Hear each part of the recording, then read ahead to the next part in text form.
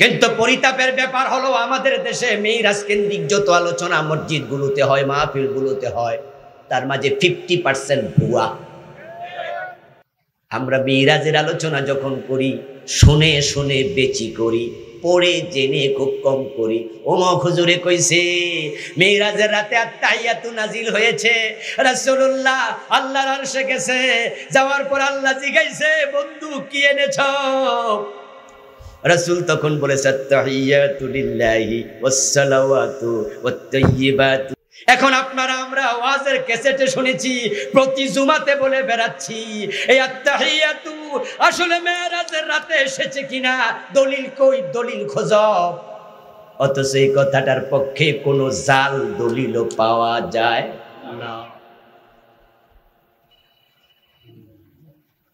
রাসূলুল্লাহ সাল্লাল্লাহু আলাইহি ওয়াসাল্লামকে আমরা আলেম ওলামারা যখন মেরাজের ওয়াজ শুরু করি, তখন দুনিয়া থেকে রাসূলকে নিয়ে জিবরিল আমিনের সাথে সিদরাতুল মুনতাহায় পৌঁছাইয়া তারপরে বলে দেই আর জিবরিল আমিন যাবে না, এখন রাসূল যাবে। কোথায় যাবে? ডাইরেক্ট আল্লাহর আরশে আজিমে রাসূল উঠেছে।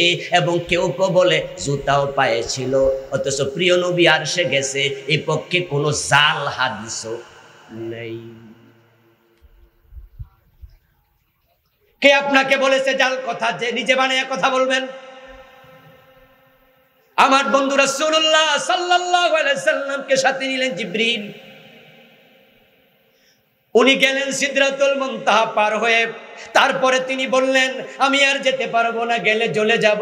অথচ আল্লাহর কোরআন তো সম্পূর্ণ উল্টা বলে। আপনার বানানো এই কাহিনী, রাসূলুল্লাহর সম্মান আপনি মনে করছেন বাড়াচ্ছেন, কিন্তু কোরআনে তো উল্টা ওয়াজ করে দিলেন। কোরআনে পাওয়া যায় আল্লাহর ফেরেশতারা আরশ কাঁধে নিয়ে দাঁড়ায় আছে। ইয়াহমিলু আরশা রাব্বি ফাওকাহুম ইয়াওমাইযিন সামানিয়া الذين يحملون العرش ومن حوله يسبحون بحمد ربهم وترى الملائكة حافين من حول العرش يسبحون بحمد ربهم سبحان الله পড়েন। আমি তিনটা আয়াত শোনালাম, এই তিন আয়াতে যা আছে আপনি যে কাহিনী শোনালেন জিবরিল আর গেলে পুড়ে যাবে, এই তিন আয়াত একবারে উল্টা। বেশি আবেগে পাইছে আর কি, এত আবেগ ভালো না। একজন খ্রিস্টানের সাথে আমি বসে আছি, উদাহরণ দিচ্ছি। খ্রিস্টান বলতেছে ঈসা নবীকে চিনো, ঈসাকে চিনো? আমি বললাম হ্যাঁ, কেন চিনব না, ঈসা আল্লাহর নবী, আমি বিশ্বাস করি। খ্রিস্টান মিয়া মুস্কি হাসি দিয়া বলল বাহ, আমাদের নবী ঈসাকে তুমিও বিশ্বাস করো? আমি বললাম হয় নট, অবশ্যই বিশ্বাস করি, কোরআনে আছে। এবার সে বলল ঈসার ব্যাপারে তোমার বক্তব্য কি? আমি বললাম ঈসার বক্তব্য কোরআনেই তো আছে, ইন্নী আব্দুল্লাহ, ঈসা বলেছে আমি আল্লাহর গোলাম। এবার খ্রিস্টানরা মন খারাপ কইরা কইল আমার নবীরে তুমি ছোট করছো। আমি বললাম কেন রে ভাই? কই যে গোলাম কইছ তো কি কইতাম? এবার সে কয় আমার নবী ঈসা আল্লাহর ছেলে। কথা বুঝেন? কিন্তু সে মন খারাপ করছে। আমি যখন বলছি ঈসা আল্লাহর গোলাম, হে কয় আমার নবীরে তুমি হাও করলা, ছোট করলা, গোলাম বানায়া দিলা, তো কি কইতাম? সে কয় আমার নবী ঈসা আল্লাহর ছেলে, হে তার নবীরে বড় করছে, আমি নাকি ছোট করছি। এবার আপনাদের কাছে ফতুয়া জানতে চাই, কথা আমারটা ঠিক না তারটা ঠিক? এখন সে যে বড় করছিল ঈমান আছে না গেছে? সব জায়গায় বেশি বড় করতে যাইও না, বেশি বড় করলে মাঝে মাঝে ঈমানও যায়। রাসূলুল্লাহর শানে আপনি দুরূদ পড়বেন, ভালো দুরূদ পড়বেন, যত রহমত পাবেন তত। যে ব্যক্তি বেশি দুরূদ পড়বে, রাসূলুল্লাহ বলেছেন কিয়ামতের দিন সে আমার সবচেয়ে নৈকট্য প্রাপ্ত হবে।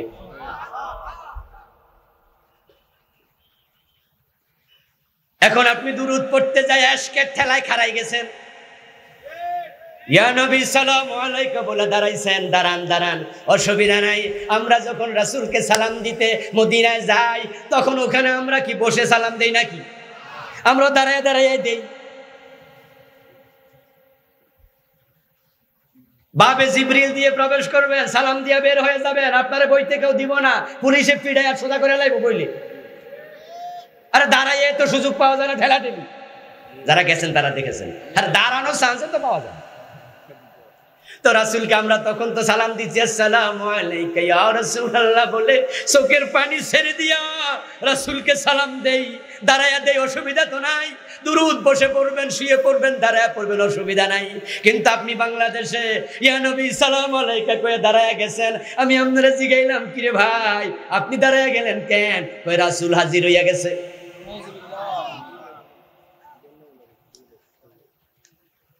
রাসূলকে হাজির নাজির মনে করলে আপনার ঈমান চলে যাবে।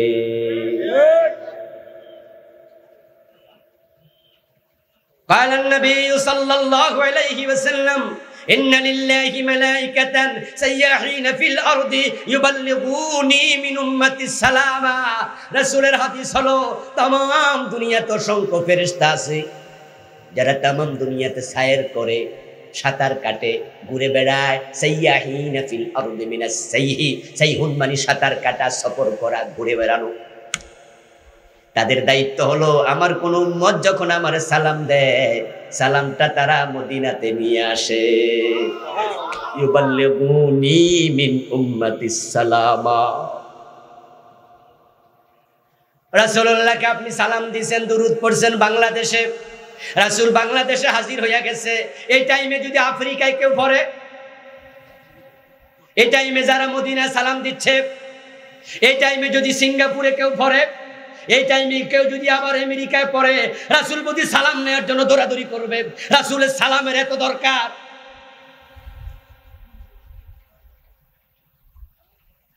আল্লাহর হাবিবকে তুমি হ্যাও করেছো, ছোট করেছো, বড় করো নাই।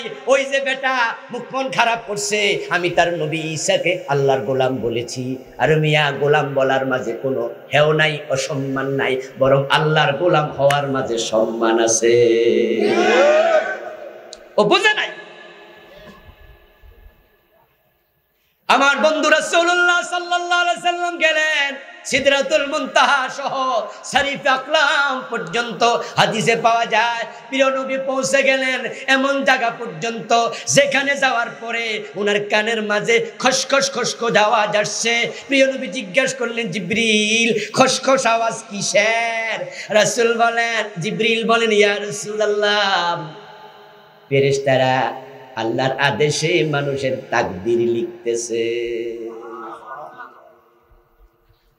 কুল্লা ইয়াউমিন হুয়া ফি শাআন, কোরআন আছে নি? কুল্লা ইয়াউমিন হুয়া ফি শাআন ফাবিআইয়ি আলাই রাব্বিকুমা তুকাজ্জিবান। প্রতিদিন কেউ না কেউ মরে, কেউ না কেউ দুনিয়া আসে। কত রাজা কাঙ্গাল হয়, কত কাঙ্গাল রাজা হয়, কত গরিব ধনী হয়, কত ধনী গরিব হয়, কত সাগরে স্বর্গ যায়, কত চর আবার সাগরে হারাইয়া যায়। প্রতিদিন যা করতেছে আল্লাহর আদেশে ফেরেশতারা লিখতেছে। ওই লেখার আওয়াজ আপনার কানে আসছে। এই ঘটনা ঘটেছে। রাসূলুল্লাহ বলেন, সিদরাতুল মুনতাহার পরে আমি এমন জায়গায় গেলাম, এটাকে বলা হয় মাকামে শরীফে আকলাম, কাগজের খসখস ধ্বনির জায়গা। আমি জিবরিলকে বললাম, কিসের আওয়াজ? আপনি বলতেছেন সিদরাতুল মুনতাহা যায়া আর নাকি যায় নাই, গেলে জ্বলে যাবে। তাহলে এই হাদিসের কি হবে? তারপরে এবার যে তিনটা আয়াত বলেছি শুনুন, ওই তিনটা আয়াত আল্লাহ তাআলা বলেন, ও নবী যদি আপনি লক্ষ্য করে দেখেন, যদি দেখতেন, লক্ষ্য করতেন, ওয়াতারাল মালাইকাতা হাফিনা মিন হাউলিল আরশি, ফেরেশতারা আরশের চারপাশে গোল হইয়া দাঁড়াইয়া আছে। দাঁড়ায় কি করে? মোবাইলে ফেসবুক চালায় নাকি? আমরা তো চান্স পাইলে এটা করি। এই মোবাইল আইসা আলেম ওলামাদের জিকির পর্যন্ত কেড়ে নিছে, আর সাধারণ মানুষকে তো জাহান্নামে ছাইড়া দিছে।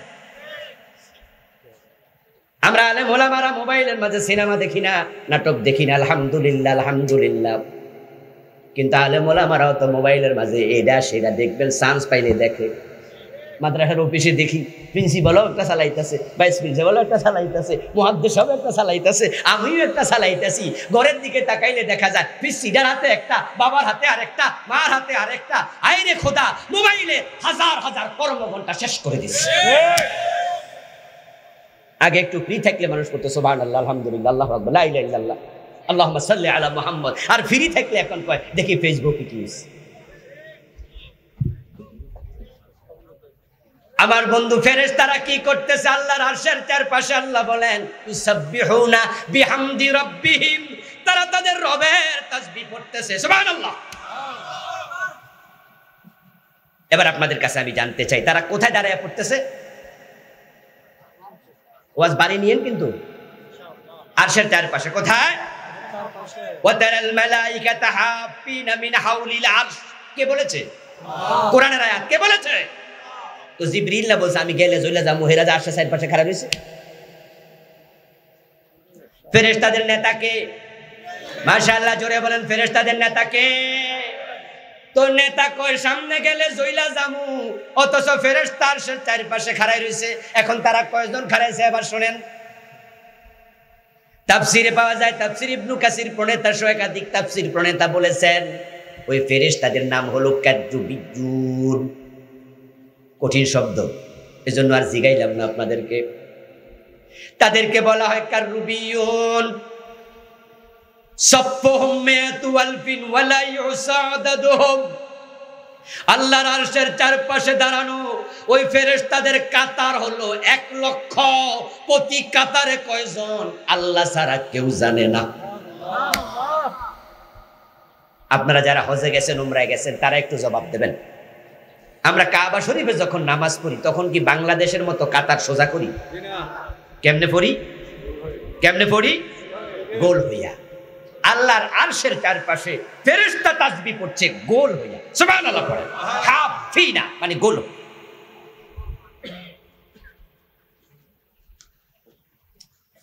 আর আরশ বহনকারী ফেরেশতা যে 8 জন, ওই 8 জনকে বলা হয় আওয়াল। তাফসিরে এসেছে আওয়াল। আওয়াল শব্দটি ওয়ালুন শব্দের বহুবচন। ওয়ালুন মানে হলো বন্য ছাগল।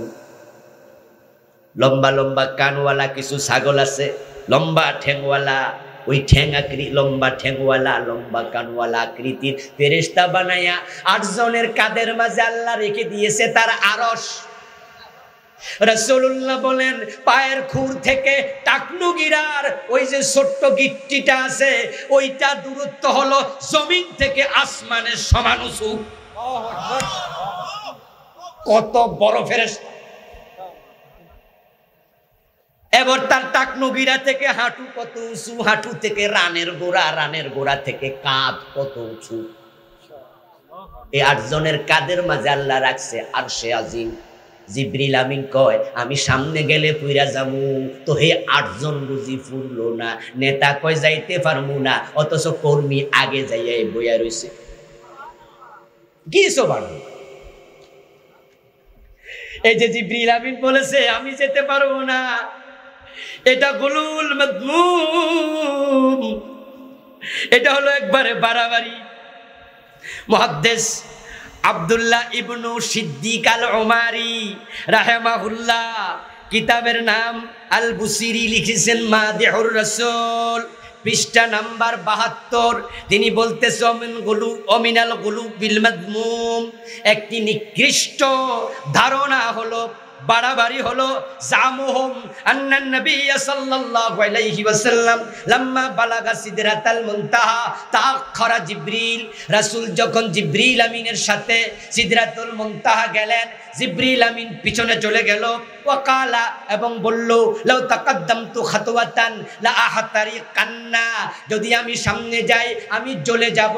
এটা বাড়াবাড়ি, নিকৃষ্ট বক্তব্য, দলিল নাই। হাদা কিজবুন কাবীহুন, এটা একবারে বন্ধ মিথ্যাচার। বরং ওয়াল ওয়াকি, বাস্তব হলো ইন্না জিবরিল আলাইহিস সালাম লাম ইউফারিকিন নাবিয়্যা তিলকাল লাইলা লাহজাতান ওয়াহিদা কানা মাহু ফি সিদরাতিল মুনতাহা ওয়া ফি গায়রিহা। রাসূলের সাথে জিবরিল আমিন শুরু থেকে শেষ পর্যন্ত এক সেকেন্ডের জন্য আলাদা হন নাই। আল্লাহর হাবিবের মেরাজ শুরু হয়ে গেল, সময় কিন্তু কম। 4-5টা প্রশ্ন রেখেছিলাম আধুনিক বিজ্ঞানীদের, জবাব না দিলে আবার খুঁতখুত করবে মন যে ওদের কথাও তো ঠিক, আসলে কি ঘটনা। এখন বিজ্ঞানীদের কথাগুলো জবাব না দিয়ে অন্য আলোচনা করব না, আর বাকি করা সম্ভব না। 1 দিন 2 দিন 3 দিন 4 দিন মেরাজ আলোচনা হবে না। তবে বইটা কিন্তু আছে ওই আমার গাড়িতে, কালো গাড়িতে। আলেম ওলামা ভাইয়েরা নিয়ে যাবেন, বেশি করে আপনাদের কাছে আসবে। কারণ যদি আপনি ফাওয়াজ করেন আল্লাহর কাছে প্রতিটা কথার জবাব দিতে, আল্লাহ ধরবে বেটা না ফইরা না যাই না করি কেন। আমার প্রিয় ভাই, আধুনিক বিজ্ঞানী আর্থার ক্লার্ক, কি নাম? Arthur Clarke. উনি আবিষ্কার করেছেন এসকেপ ভেলোসিটি নামে একটা তথ্য। একটি তত্ত্ব তিনি আবিষ্কার করলেন, নাম দিলেন এসকেপ ভেলোসিটি, মুক্তি গতি তার থিওরির নাম। ওই থিওরিকে সামনে রেখে আজকে মহাকাশে মানুষ পাঠাচ্ছে অনেক গতি সম্পন্ন নবযান। আজকে বিজ্ঞানের যেই কথা ছিল মাধ্যাকর্ষণ শক্তি টেনে ধরে রাখবে, ওইটা আজকে ফেলিউর। কারণ এখান থেকে মঙ্গল গ্রহ কোটি কোটি মাইল দূরে, তো মাধ্যাকর্ষণ শক্তি ওই নবযান ধরে রাখতে পারে না কেন? কারণ হলো আর্থার ক্লার্ক বলেছেন, কোন যানবাহন যদি কেউ আবিষ্কার করতে পারে যেটার গতি হবে প্রতি সেকেন্ডে 8 মাইল, প্রতি সেকেন্ডে 8 মাইল, ঘন্টায় 25,000 মাইল, এই গতি সম্পন্ন কোন যান যদি কেউ আবিষ্কার করে দুনিয়া থেকে মহাকাশে পাঠায়া দেয়, গতি বেশি হওয়ার কারণে মাধ্যাকর্ষণ শক্তি তাকে আটকাতে পারবে না। এখন আকাশে যে নবযানগুলো রকেটগুলো যায়, ওই রকেটগুলোর গতি ঘন্টায় 25,000 কিলোমিটারের চেয়েও বেশি। এবার আমার রাসূল যেই রকেটে চড়ে মেরাজে গেছে তার নাম ছিল বোরাক। বোরাক শব্দটি বারকুন থেকে এসেছে। বারকুন শব্দের অর্থ কি? আলেম ভাইরা কথা বলুন, বারকুন অর্থ কি? বিজলি, চমক, বিদ্যুৎ, কাহরুবা। এই যে আমরা দেখি মেঘের সময় আকাশে কিছু বিদ্যুৎ চমক দেয়, ওটাকে বলা হয় বার্ক। কোরআনে আছে বার্ক। আর বোরাক হলো তার সুপারলেটিভ ডিগ্রি, আরো বড় গতি সম্পন্ন প্রাণী। কাসরাতুল মাবানি তাদুল্লু আলা কাসরাতিল মানি। তাফসীরে কাশফ প্রণেতা একটা আরবি চমৎকার থিওরি বার করছেন, সেটা হলো শব্দের অক্ষর যখন বেড়ে যাবে অর্থ তখন বেড়ে যাবে। রহমান শব্দের মাঝে অক্ষর আছে রাহিমে যে একটা বেশি, রাহিমে অক্ষর 4টা, রহমানে আছে 5টা। এই জন্য রাহিম বাণী শুধুমাত্র দুনিয়ায় রহমত দেবে যিনি, তিনি রহমান মানি ওই আল্লাহ যিনি রহমত দুনিয়াও দেয় আখিরাতেও দেয়। সুবহানাল্লাহ। অক্ষর বেশি অর্থ বেশি। কাসরাতুল মাবানি তাদুল্লু আলা কাসরাতিল মাআনি। এখন বারকুন মানে বিদ্যুৎ। বিদ্যুতের গতি হলো প্রতি সেকেন্ডে 1 লক্ষ, আরে জানে না মনে 86,000। বলুন এবার আমার সাথে, বিদ্যুতের গতি প্রতি সেকেন্ডে 1,86,000 মাইল। তাহলে 1 মিনিটে কত? 1 ঘন্টায় কত? আমার রাসূলকে আল্লাহ বুরাকে করে নিছে, তোমরা তো বলতেছো প্রতি সেকেন্ডে 8 মাইল গতি হলে মাধ্যাকর্ষণ শক্তি পার হওয়া যায়। আমার রাসূলের বুরাকের গতি তো সেকেন্ডে 1,86,000 মাইলের চেয়েও বেশি ছিল। তোমাদের মাধ্যাকর্ষণ ধরবে কেমনে?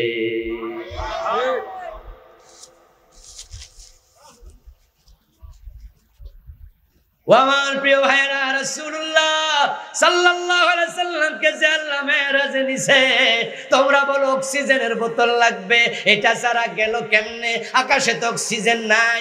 আমি তোমাদের প্রশ্ন করতে চাই, এই যে মুরগির ডিমের ভিতরে মুরগির বাচ্চা থাকে,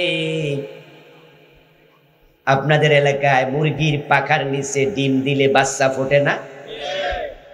বাচ্চা ফোটার একদিন আগে ডিমটা কানের কাছে নিবেন। আওয়াজ হয়নি? জীবনে শুনছেননি?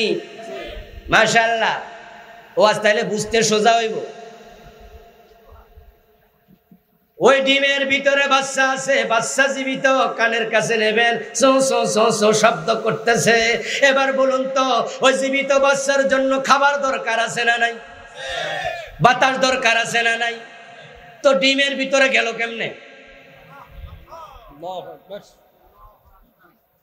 তোমরা যুক্তি দিয়া মেরাজ বাতিল করতে চাও।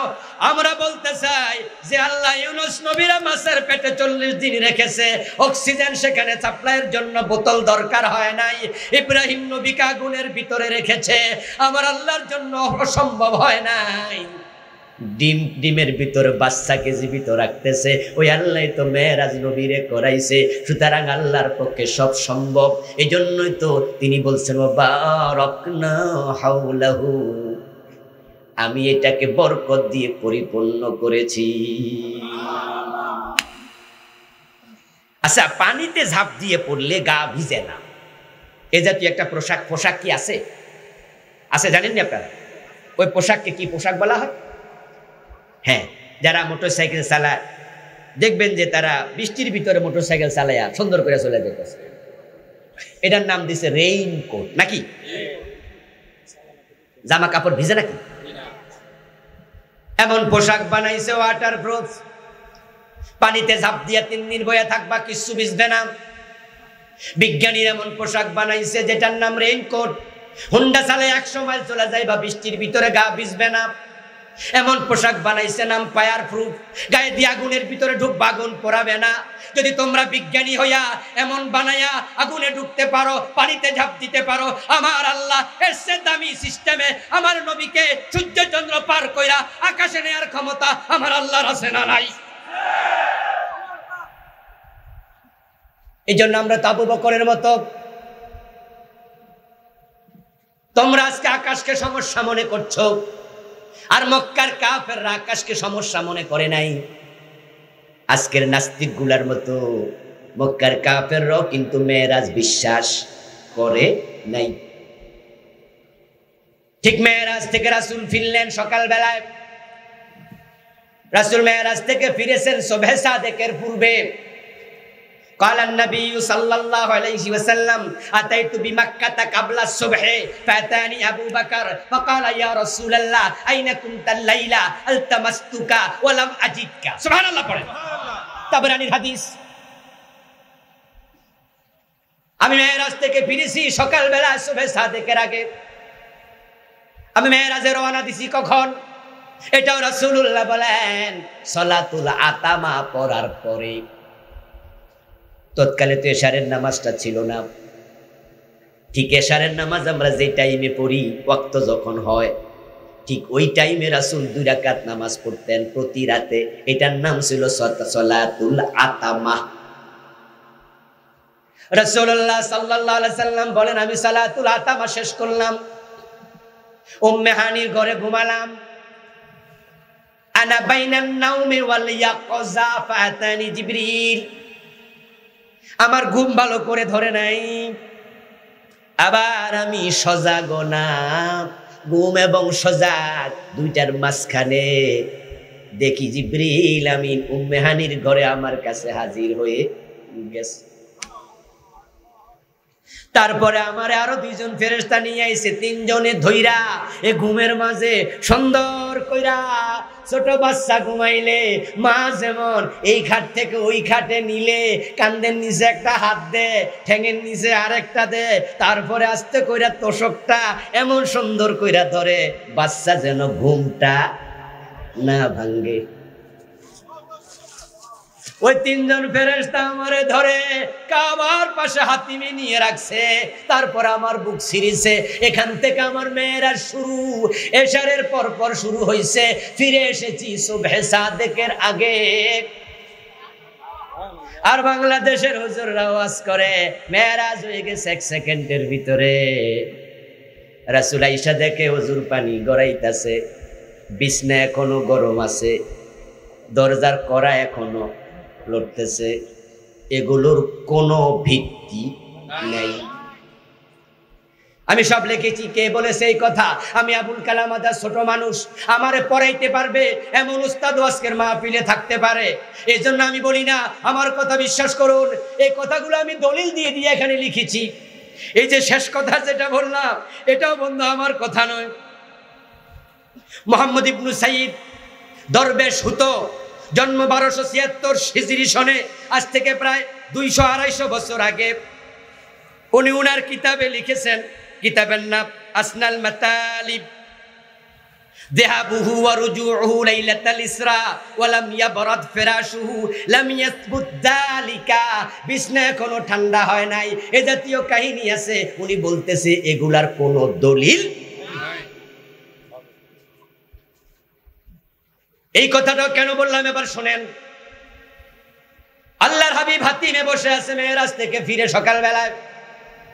আবু জেহেল সেখান দিয়ে যাচ্ছে, প্রিয় নবীকে দেখে বলতেছে, কি খবর ভাতিজা, নতুন কোন সংবাদ আছে নাকি? মানে মশকরা করতেছে। আল্লাহর হাবিব বললেন, হ্যাঁ চাচা, নতুন দারুণ একটা খবর আছে। গত রাত আমি মেরাজে গেছি। সুবহানাল্লাহ পড়ে। রাসূল সর্বপ্রথম এই খবরটাই জানোয়ারটারে জানাইলেন, আবু জেহেলারে জানাইলেন। আবু জেহেল কয়, কি, কোথায় মেরাজ? What is this? এটা আবার কি জিনিস? রাসূল বলে, চাচা বোঝো না, এখান থেকে মসজিদ আকসায় গেছি, তারপর ওখান আসমানে গেছি। আবু জেহেল কয়, আবার রাতে চলে আইছো? কজি।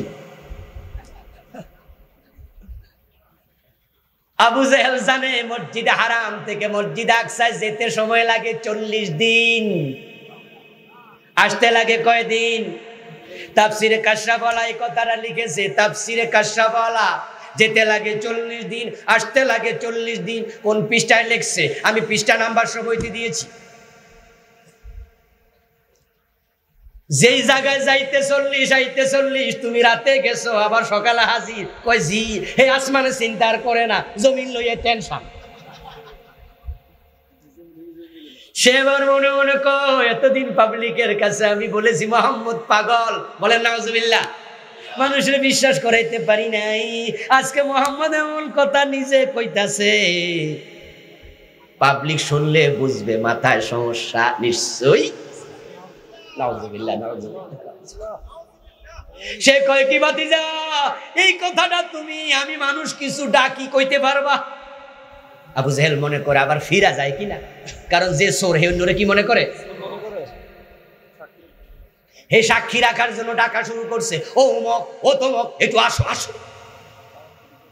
প্রিয় নবী সাল্লাল্লাহু আলাইহি ওয়াসাল্লাম তাদের সামনে মেরাজের কথা বলছে। তারা কেউ হাততালি দেয়, কেউ নিজের জামা কাপড় টাইনা ছিঁড়ে, কেউ মাথার চুল ধরে টানে, কয় কি, কয় কি, কয় কি, হে নাকি আসমানে গেছে। একজন বলতেছে, একটা কাজ করো, আবু বকরকে ডাকো। আমরা এতদিন যা কইছি আবু বকর তো মানে নাই, আজকে উনার মুখে শুনলে আবু বকরও বলবে বেটা পাগল। নাউজুবিল্লাহ। এই জন্য পাঠাইছে, আবু বকরকে ডাকো। হযরত আবু বকরের বাড়িতে একজন গেল, গিয়া বলতেছে, ও আবু বকর, তোমার নবী এমন কাহিনী কইছে, শুনলে তুমি আশ্চর্য মুচ্ছা যাইবা। আরে কি কইছে? নিজের মুখে শোনো, আবু জেহেল সহ আমাদের নেতা ফেতা সব হাজির। আবু বকর রাদিয়াল্লাহু তাআলা আনহু দৌড় মারলেন। রাসূলুল্লাহ বলেন, আবু বকর আমার সামনে আসলো, এসেই প্রশ্ন করতেছে, ইয়া রাসূলুল্লাহ আইনা কুনতাল লাইলা। হাদিস, আইনা কুনতাল লাইলা।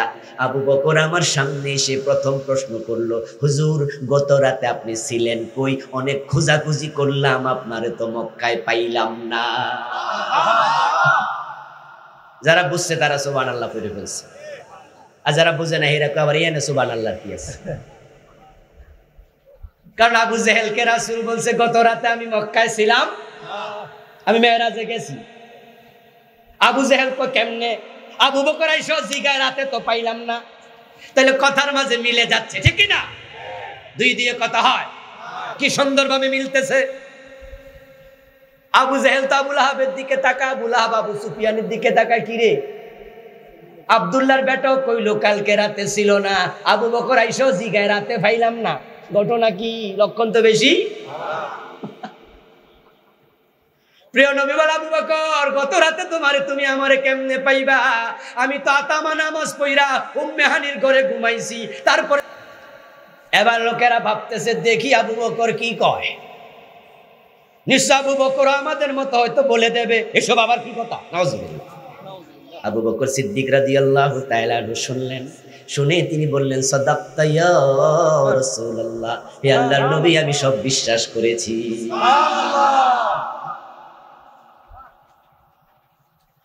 আবু বকরের কথা শুনে তো সবগুলো কাফেরের মাথার মাঝে আসমান ভাঙা পড়ছে। আর চিন্তা করলাম কি আর হইল কি, পুরা উল্টা।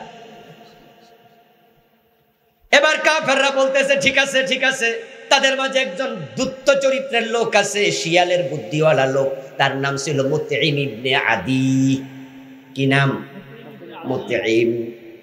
মুতঈম বলতেছে, তবে সবাই থামো থামো, ঠিক আছে ঠিক আছে, আবু বকর যেহেতু কয় সে নাকি সব বিশ্বাস করে, তাহলে আমারও দুই একটা কথা আছে। সবাই রে থামাইয়া দিয়া মুতঈম বলতেছে, ভাতিজা গত রাতে মসজিদ আকসায় গেছো? কই জি। কথা হলে বলো তো মসজিদ আকসার দরজা জানালা কয়টা? এই হারামি, এই জালেম এমন একটা প্রশ্ন করলো, সে জানে এই প্রশ্নের জবাব মুহাম্মদ ইবনে আব্দুল্লাহ দিতে পারবে না। আসলে তো রাসূলকে মসজিদ আকসার দরজা গুনতে গেছে, জানালা গুনতে গেছে, এটা কেমন প্রশ্ন? ওই যে মানুষরা আটকাইতে চাইলে যা হয়।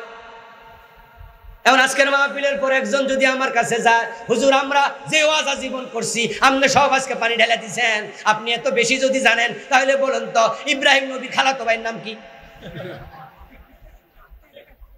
এখন আমি কুমারের ভাই সরি তো কব আপনি আলু জানেন আর আপনি এসে আমাদের ওয়াজে পানি ঢালছেন। মুতঈম ইবনে আদি এমন প্রশ্ন করলো, সে জানে এই প্রশ্নের জবাব রাসূল দিতে পারবে না। قال النبي صلى الله عليه وسلم سألوني عن أشياء ولم أثبت عليه। তারা আমার এমন প্রশ্ন করলো যে প্রশ্নের জবাব আমার জানা নাই। فكربت كربة ما كربت مثله قط رواه مسلم। যে আমি এমন বিপদে পড়ে গেলাম, আমি জাতীয় বিপদে জীবনে কোনোদিন আর পড়ি নাই। দরজা কয়টা, জানালা কয়টা যদি আমি বলে দেই জানি না, তারা সবাই হাততালি দিয়ে বলবে তুমি গেলে না জানতা, তুমি তো যাওয়ে নাই। তারা আমাকে অবিশ্বাস করবে আরো শক্তভাবে। কিন্তু আমি আন্দাজে বলি কেমনে আমি তো জানি না। আন্দাজে কথা বলা যায় যাচ্ছে নাকি? কিন্তু আমাদের জন্য কথা কই, আমাদের রেগুলার যায়, জানলেও কয় না জানলেও কয়। চা দোকানে বসে তালাকের ফতুয়া দেয়, ঠিক না? মসজিদের মুয়াজ্জিন সাহেবও দেয়, সানি ইমামও দেয়।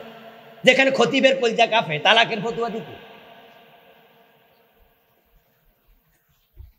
প্রিয় নবী বলতেছে কি বলি কি বলি, আমি তো জানি না। তা আপনারা যারা বলেন রাসূল গায়েব জানে, এখানে তাদের জবাব কি হবে? অনেকের তা আবেগে আর ধরে না, ঠেলার লোকে কুফরি করতেছেন। গায়েবের মালিক কে? কুল লা ইয়ালামু মান ফিস সামাওয়াতি ওয়াল আরদিল গায়বা ইল্লাল্লাহ। ও নবী আপনি বলে দিন আকাশ এবং জমিনে আল্লাহ ছাড়া কেউ গায়েব জানে না। আল্লাহ কোরআনে কইতাছে। কত বড় বড় মাওলানা কয় রাসূল গায়েব জানে, কামেল মাদ্রাসার প্রিন্সিপাল কয় কি রে, অথচ এই বেটা ক্লাসের মাঝে আলেমে হাদিস জিবরাইল পড়াইছে। জিবরিল আমিন রাসূলরে জিজ্ঞাসা করে মাতা সা, কিয়ামত কবে? রাসূল জবাব দে বাল মাসউলু আনহা বিআলাম মিনাস সাইল। তুমি যেমন জানো না আমিও তেমন জানি না, আল্লাহ আমারে জানায় নাই, আমি জানমু কেমনে? يسألونك عن الساعة أيان مرساها قل إنما علمها عند ربي لا يجليها إلا هو إن الله عنده علم الساعة وينزل الغيث। এগুলো আল্লাহ জানে, আমি জানবো কেমনে? আমি তো গায়েবের মালিক না। قل لا أقول لكم عندي خزائن الله ولا أعلم الغيب قل إنما الغيب لله عنده مفاتيح الغيب لا يعلمها إلا هو।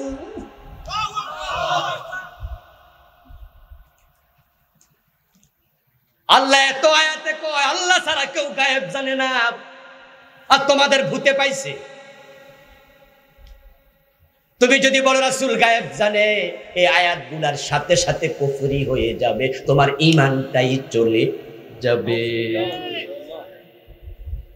যে সিফাত আল্লাহর জন্য খাস, ওইটার সাথে অন্যকে শামিল করলে শিরক হয়ে যায়, ঠিক কি না? এখন আপনি বলবেন হুজুর তাহলে রাসূল দাজ্জাল আসবে জানলো কেমনে? কিয়ামতের আগে সূর্য পশ্চিম দিকে উঠবে জানলো কেমনে?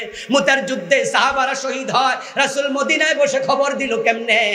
তার উত্তর তো আল্লাহ নিজে কোরআনে দিছে, মা ইয়ানতিকু আনিল হাওয়া ইন হুয়া ইল্লা ওয়াহয়ুন ইউহা।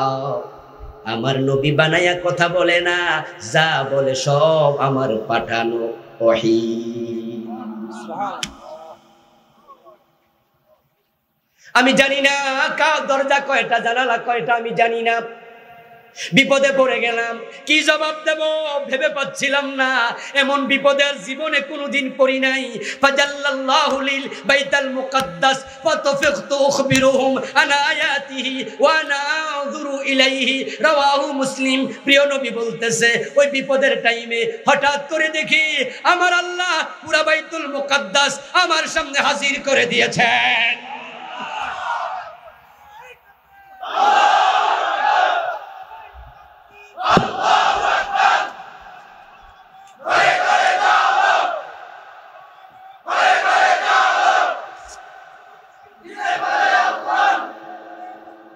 আমার প্রিয় ভাই জিবরিল আমিন পুরা বাইতুল মুকাদ্দাস হাতের তালুতে করে রাসূলের সামনে হাজির করে ঘুরাইতে শুরু করছে। ও রাসূল আপনি এবার নিজের চোখে দেখে দেখে বলে দিন সুবহানাল্লাহ। প্রিয় নবী বলে দিলেন। মেরাজের কাহিনী শুনে আবু বকর যেমন প্রশ্ন ছাড়া বিশ্বাস করেছে, আমরাও মেরাজের উপরে প্রশ্ন ছাড়া বিশ্বাস করতে চাই, ঠিক কি না? কোনো প্রশ্ন নাই, মেরাজ সত্য, মেরাজ সত্য, মেরাজ সত্য। একজন ভাই প্রশ্ন করেছেন রাসূল সাল্লাল্লাহু আলাইহি সাল্লামের নাম শোনার পরে দুরূদ পড়ে দুই বৃদ্ধাঙ্গুলে চুমো দিয়ে চোখে মোছার বিধান কি? হাদিসে যদি থাকতো তাহলে নিশ্চয়ই এটা ভালো কাজই হতো, আর ভালো কাজ হলে নিশ্চয়ই হাদিসেও থাকতো। রাসূলের নাম শুনে কুররাতা আইনি বিকা ইয়া রাসূলুল্লাহ পড়ে এভাবে বৃদ্ধাঙ্গুল মুখে লাগিয়ে তারপরে চোখে মোছার ব্যাপারে দুটি হাদিস পাওয়া যায়। কয়টা হাদিস? এ নিয়ে লিখা আমার বই যেটা বেদাতের উপরে, সেটাতে আমি দলিল সহ হাদিসগুলো এনেছি। এই গাড়ির ড্রাইভারের কাছে এটার উত্তরও পাবেন। দুটি হাদিস আমি এনেছি। মুহাদ্দিসগণ বলেন এই দুটি হাদিস জাল। কি বলেন? দুইটা হাদিস আছে কিন্তু দুইটাই কি? জাল। জাল কোন হাদিস হাদিস না, জাল দলিল দলিল না, জাল টাকা টাকা না, জাল হাদিস হাদিস না। এই বিষয়ে যেহেতু আর কোনো দলিল নাই সেহেতু এই কাজটা আমরা করব না, কারণ ইসলাম আবেগ দিয়ে চলে না, ইসলাম চলে দলিল দিয়ে, ঠিক না? আচ্ছা, কালকে যদি একজন বলে যে শুধু বুড়ি আঙ্গুল চুমু দিবেন কেন, কাইন্না আঙ্গুলও দিবেন।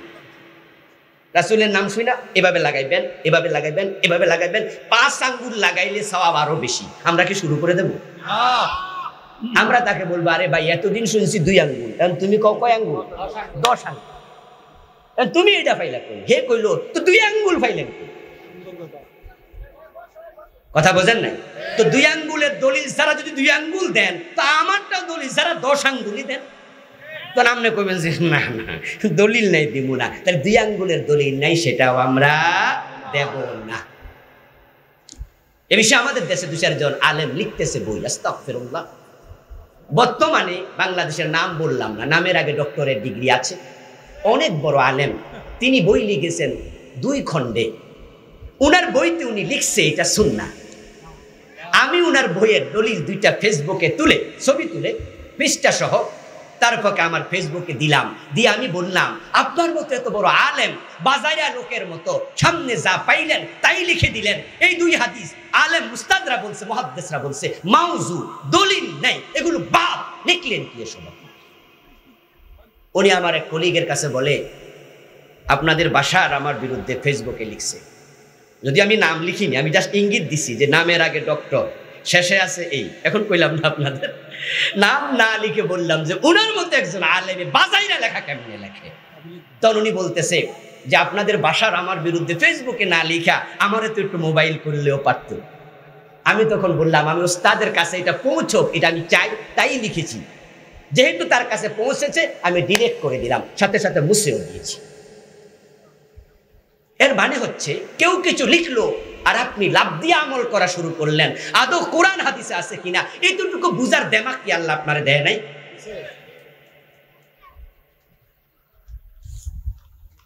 আমাদের নাঙ্গলকোটে একজন বলে কালেমা কালাম, কোনো কিছুর দরকার নাই। এটা তো শুনলাম পুলিশে ধরে নিছে নাকি? ধরে কিছু উত্তম মধ্যম দিয়ে হাতও ভেঙে দিছিল। তো আল্লাহ ওর হেদায়েত করুক, বলে না আমি। সে বলেছে তার এক আলোচনায় 5 ওয়াক্ত নামাজও নাকি কোরআনে নাই। আস্তাগফিরুল্লাহ, আল্লাহ তাআলা তাকে হেদায়েত করুক। আমিন। আমরা কি বলতে পারি? জামাতে সালাত আদায়ের সময় মুসল্লিরা ইকামত দেওয়ার সময় কখন দাঁড়াবে? ইকামতের পূর্বে না মাঝখানে? এ নিয়ে আমি আমার সালাত বইতে লিখেছি। মহিউদ্দিন নববী রাহিমাহুল্লাহ, সহিহ মুসলিমের ব্যাখ্যাকার, উনার বক্তব্য আমি এনেছি, লম্বা আলোচনা করেছি। আমার সালাত নিয়ে লেখা বই আছে, হাদিসের বৈচিত্র্য পূর্ণাঙ্গ নামাজ, এটাও গাড়িতে আছে। ওখানে আমি লম্বা লিখেছি যে আজানের শুরুতে, একামতের শুরুতে, একামতের মাঝে হাইয়া আলাস সালাহ বললে, কাদ কামাতিস সালাহ বললে, এইভাবে যেই কোনো সময় দাঁড়ানোর ওয়াসাআত ইসলামে আছে। হাদিসে নির্দিষ্ট করে কোনো সময় বর্ণনা করা নাই। তবে একটা কথা হাদিসে আছে, ক্বালান নবী সাল্লাল্লাহু আলাইহি ওয়াসাল্লাম লা তাকুমু হাত্তা তারাউন। ও আমার সাহাবারা, নামাজ পড়ানোর জন্য আমি তোমাদের ইমাম, আমাকে না দেখে তোমরা মসজিদে দাঁড়াইয়া থাকিও না। অনেক মুসল্লি কিন্তু খাড়াই থাকে, দেখবেন খাড়াই একবার গরিব দিকে চায় আর একবার দরজার দিকে চায়, হুজুর কই। এরকম আছে না? যারে আর 1 মিনিট আছে, হুজুর কই, হুজুর কই, হে খাড়াই থাকে। রাসূল বলছে না, ইমাম না দেখে দাঁড়ানো যাবে না। তো সাহাবারা কি করতেন? রাসূলকে যখন দেখতেন তখন তারা দাঁড়িয়ে যেতেন। একামতের শুরুতেও দাঁড়াতেন, মাঝেও দাঁড়াতেন। সুতরাং কেউ আগে দাঁড়াবে, কেউ পরে দাঁড়াবে, আপনি চোখ বড় করে তার দিকে তাকানোর কোনো অধিকার নাই। এখন ইমামদের যে কথা আছে, কাদ কামাতিস সালাহ বললে দাঁড়াও, কোন ইমাম বলেছেন? হাইয়া আলাস সালাহ বললে দাঁড়াও, কোন ইমাম বলেছেন? মহিউদ্দিন নববী রাহিমাহুল্লাহ বললেন শেষ কথা, এই সবটাই হলো ইমামদের ইজতিহাদ, রাসূলের সুন্নাহ। কথা কি ক্লিয়ার? কোন বই থেকে লিখেছি, পৃষ্ঠা নাম্বার দিয়েছি। আলহামদুলিল্লাহ, এই কথাগুলো আমার নয়, দলিল সহ পাবেন। আল্লাহ